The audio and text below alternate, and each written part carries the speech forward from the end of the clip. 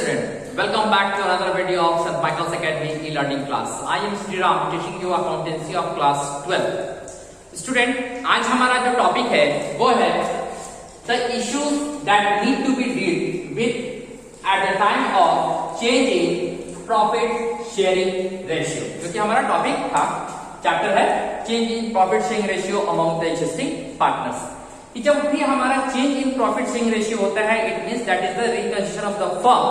उस कंडीशन में हम कौन कौन से आइटम्स को डील करेंगे, इट मींस हमें क्या क्या करना होगा. So let's see the very first, that is the determination of sacrificing और गेनिंग रेशियो. हमें सबसे पहले क्या कैलकुलेट करना है, सबसे पहले हमको डिटरमाइन करना है सैक्रिफाइसिंग और गेनिंग रेशियो. इट मींस किस पार्टनर ने सैक्रिफाइस किया और किस पार्टनर ने गेन किया. Second is accounting treatment of goodwill, कि जो गुडविल होगा उसको हम कैसे ट्रीट करेंगे, उसकी क्या क्या जर्नल एंट्रीज होंगे, उसका क्या प्रोसेस होगा ट्रीटमेंट ऑफ गुडविल का.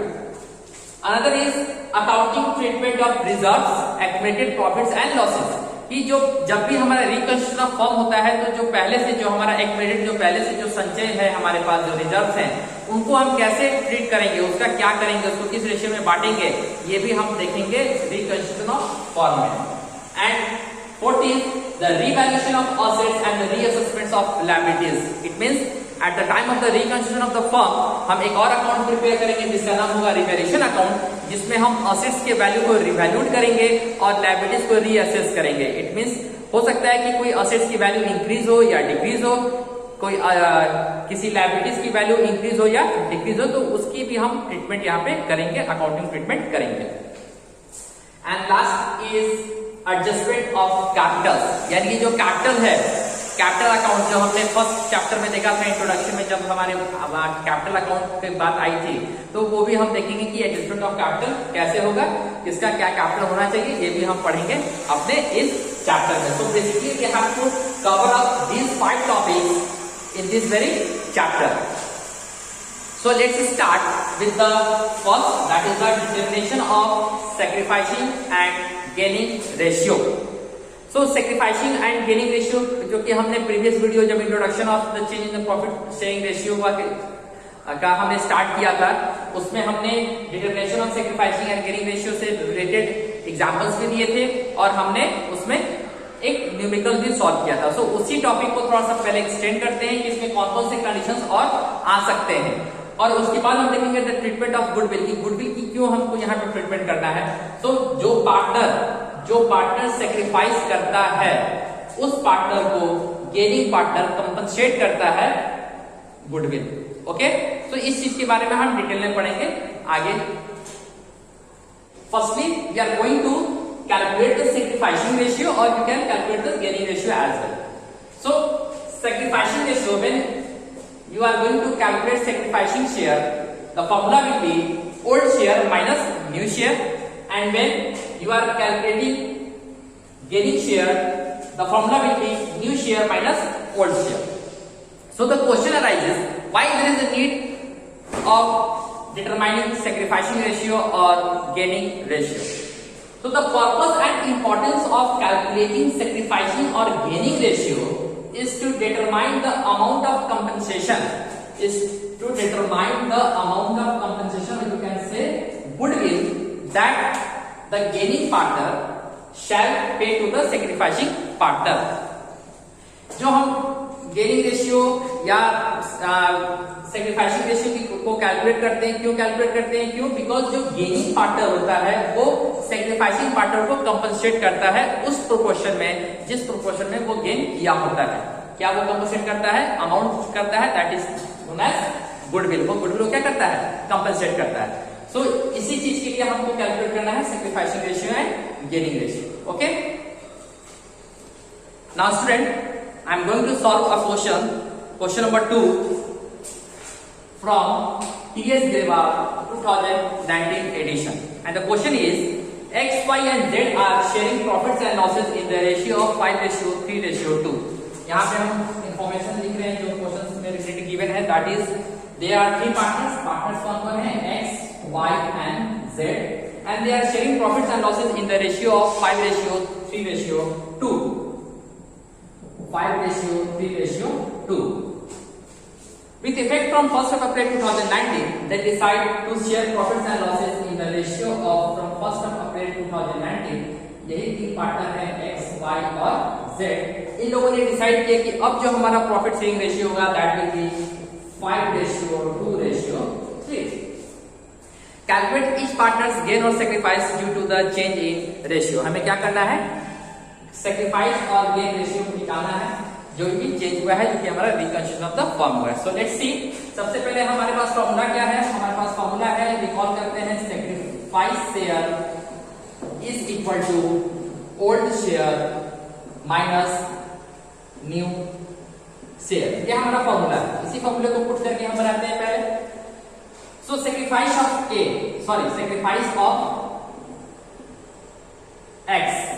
एक्स की सैक्रिफाइस की बात करते हैं तो उसका ओल्ड शेयर कितना गिवन है, that is 5/10, 5 3 8 2 10, 5/10 and new is minus 5/10। Answer is 0। It means ना तो इसने गेन किया ना तो इसने सैक्रिफाइस किया। सो सैक्रिफाइस ऑफ y क्या करते हैं, तो y का ओल्ड कितना है ratio, that is 3/10 minus new 2/10। जब एलसीएम लेते हैं दोनों का 10 आएगा, that will B 3 minus 2 is equal to 1/10। हमने सैक्रिफाइस रेशियो निकाला और हमारा आंसर क्या है, पॉजिटिव मैट्रिक्स। इसने क्या किया है, सैक्रिफाइसिंग किया है। नाउ अब हम कैलकुलेट करते हैं सैक्रिफाइस ऑफ z ने कितना सैक्रिफाइस किया। तो z का ओल्ड रेशियो गिवन है, that is 2/10 minus new share given है, दैट इज 3/10। जब एलसीएम लेंगे 10 आया, it means 2 minus 3 is equal to 1/10 and this is in negative। It means इसने क्या किया, गेन किया। तो हम बोल सकते हैं कि y sacrifice 1/10 and z gains 1/10। y ने कितना सैक्रिफाइस किया, 1/10 और z ने कितना गेन किया, 1/10। तो यहाँ पे फिर वही कंडीशन आता है कि एक पार्टनर ने जितना सैक्रिफाइस किया वही फ्रैक्शन, सेम फ्रैक्शन दूसरे पार्टनर ने गेन किया। इट मींस एक ने कंपनसेट किया तो दूसरे ने गेन किया। इसको आप स्क्रीनशॉट लेकर के या पॉज करके अपने नोटबुक में नोट डाउन कर लो। Okay, now student, same question को हम डिफरेंटली बनाते हैं। इट मींस अभी हमने सैक्रिफाइस शेयर को यूज करके हमने ये आंसर डिराइव किया था। अब हम क्या करते हैं, गेनिंग शेयर को के फॉर्मूला को पुट करके हम आंसर को डिराइव करते हैं। ओके, तो यहाँ पे हम आंसर केवल लिख देते हैं कि यहाँ पे y ने कितना सैक्रिफाइस किया है, 1/10 और z ने 1/10 क्या किया है, गेन किया है, ताकि हमारा आंसर याद रहे। ओके, नाउ स्टूडेंट, हमारा क्वेश्चन सेम है। क्या था क्वेश्चन, हमारे तीन पार्टनर्स है x y z, इनका प्रॉफिट शेयरिंग रेशियो है 5:3:2। Now from 1st of April 2019 they have decided कि अब इन लोगों का जो प्रॉफिट शेयरिंग रेशियो होगा दैट विल बी 5:2:3। तो इससे पहले वाले जो हमने क्वेश्चन में बनाया था that was using the formula sacrificing ratio. अब जो हम इसी क्वेश्चन को सॉल्व करेंगे तो हमारा फॉर्मूला हम यूज करेंगे, that will B gaining share. तो गेनिंग शेयर का फॉर्मूला हमारे पास है, that is new share minus old share. अब इस फॉर्मूले को पुट करके हम सेम क्वेश्चन को सॉल्व करेंगे। So let's start. So gain of x ने कितना गेन किया। अब हम न्यू शेयर को पहले देखते हैं। न्यू शेयर है 5/10 minus old share 5/10। Answer is 0। It means 5/10 ना तो गेन किया ना तो सैक्रिफाइस किया, जो कि इससे पहले भी आया था। नाउ